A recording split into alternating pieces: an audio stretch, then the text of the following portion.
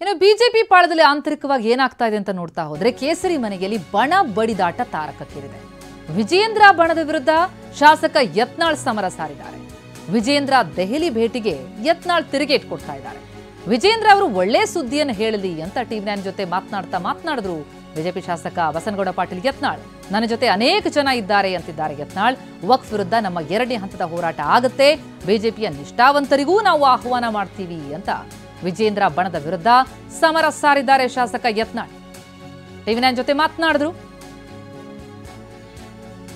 BJP ಶಾಸಕ ಬಸನಗೌಡ ಪಾಟೀಲ್ ಯತ್ನಾಳ್. ವಿಜಯೇಂದ್ರ ಅವರು ಒಳ್ಳೆ ಸುದ್ದಿ ಹೇಳಲಿ ಅಂತಿದ್ದಾರೆ. ಜೊತೆಗೆ ತಮ್ಮ ಹೋರಾಟ ಮುಂದುವರಿಯುತ್ತೆ ಅನ್ನೋ ಸಂದೇಶವನ್ನು ರವಾನಿಸಿದ್ದಾರೆ. ಬಿಜೆಪಿ ನಿಷ್ಠಾವಂತರಿಗೂ ನಾವು ಆಹ್ವಾನ ಮಾಡ್ತೀವಿ.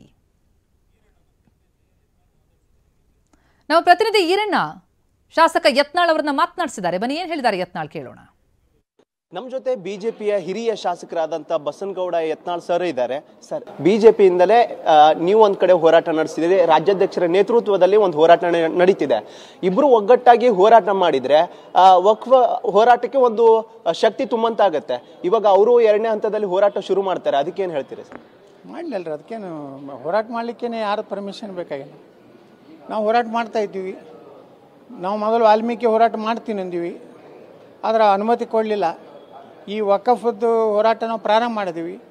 ಮಾಡಬೇಡತ್ತೆ ನಮಗೇನು ಹೈಕಮಾಂಡ್ ಹೇಳಿಲ್ಲ, ಈಗಲೂ ಹೇಳಿಲ್ಲ, ಇವತ್ತಿನವರೆಗೂ ಈ ಸಮಯದವರೆಗೂ ಹೇಳಿಲ್ಲ. ಅಂದರೆ ನಾವು ಮಾಡ್ತಿರೋಂಥ ಕೆಲಸ ಒಳ್ಳೆಯದಿದೆ ಅಂತೇಳಿ ಹೇಳಿಲ್ಲ. ನೀವು ಕಂಟಿನ್ಯೂ ಮಾಡ್ತೀವಿ. ಮತ್ತು ಅವ್ರಿಗೂ ರಾಜ್ಯಾಧ್ಯಕ್ಷ ಆದಿಯಾಗಿ ಏನು ನಿಮ್ಮ ನಮ್ಮನ್ನು ಭಿನ್ನಮತಿಯರೈತೀರಿ, ಅವ್ರೇನು ನಿಷ್ಠಾವಂತರದಾರಲ್ಲ, ಆ ನಿಷ್ಠಾವಂತರನ್ನು ಆಹ್ವಾನ ಮಾಡ್ತೀವಿ ಬರಲಿಕ್ಕೆ. ನಿಮ್ಮ ಮೂಲಕ ಟಿವಿ9 ಮೂಲಕ ಬನ್ನಿ, ಪಾಲ್ಗೊಳ್ಳಿ, ವಕಫ್ ವಿರುದ್ಧ ಹೋರಾಟ ಮಾಡೋಣ, ರೈತರಿಗೆ ಮಠ ಮಂದಿರಗಳೇ ನ್ಯಾಯ ಕೊಡೋಣ. ಸರ್, ನಮ್ಮ ಟಿವಿ9 ಮೂಲಕನೇ ನೀವು ಆಹ್ವಾನ ಕೊಡ್ತಿದ್ದೀರಿ. ಬಟ್ ಅವರು ಇನ್ನೊಂದು ಕಡೆ ಇವಾಗ ಡೆಲ್ಲಿಗೆ ಹೋಗಿದ್ರು, ಅಲ್ಲಿ ಅಮಿತ್ ಶಾ ಅವರನ್ನ ಭೇಟಿಯಾಗಿದ್ದಾರೆ. ಕಳಿಸಿದ JP ನಡ್ಡಾ ಅವರನ್ನು ಭೇಟಿಯಾಗಿದ್ರು. ಅವರು ಅಮಿತ್ ಶಾ ಅವರಿಗೆ ಕೆಲವೊಂದಿಷ್ಟು ಅಂಶಗಳ ವರದಿಯನ್ನು ಸಲ್ಲಿಸಿದ್ದಾರೆ. ಸರ್, ಅದರಲ್ಲಿ ನಿಮಗೆ ಸಂಬಂಧಪಟ್ಟಂತ ಕೆಲವು ವಿಷಯಗಳ ಬಗ್ಗೆ ಪ್ರಸ್ತಾಪ ಮಾಡಿದ್ದಾರೆ ಅಂತ ಏನು ಹೇಳ್ತೀರಿ ಸರ್? ನೋಡ್ರಿ, ಊಹಾಪೋಹ ಮ್ಯಾಗ ನಾ ಮಾತಾಡೋದಿಲ್ಲ. ಅವ್ರಿಗೇನು ವರದಿ ಕೊಟ್ಟಾರೋ ರಾಜ್ಯಾಧ್ಯಕ್ಷರಾದಾರ, ಸಹಜವಾಗಿಯೇ ಸಂಘಟನೆಯ ದೃಷ್ಟಿಯಿಂದ ಅಮಿತ್ ಶಾ ಅವರು ನಮ್ಮ ಇಡೀ ಭಾರತದ ನೋಡ್ಕೋತಾರೆ. ನಡ್ಡಾಜಿ ಅವರು ಭೇಟಿಯಾಗೋದೇನು ತಪ್ಪಿಲ್ಲ. ಮೇಲಿಂದ ಮೇಲೆ ಭೇಟಿ ಆಗಲಿ, ಮೇಲಿಂದ ಮೇಲೆ ಒಳ್ಳೆ ವರದಿ ಕೊಡಲಿ, ನಾವೇನು ಅದಕ್ಕೆ ಸ್ವಾಗತ ಮಾಡ್ತೀವಿ. ಅಲ್ಲ, ನೀವು ಏಕಾಂಗಿಯಾಗಿ ಹೋರಾಟ ಮಾಡ್ತಿದ್ದೀರಿ, ಮೀನ್ಸ್ ರಾಜ್ಯಾಧ್ಯಕ್ಷರ ನೇತೃತ್ವದಲ್ಲಿ ಆಗ್ತಿರೋ ಹೋರಾಟ ಕೆಲವೊಂದು ಕಡೆ ಅನ್ಬೇಡ್ರಿ, ಭಾಳ ದೊಡ್ಡ ಸೈನ್ಯ ಇದೆ.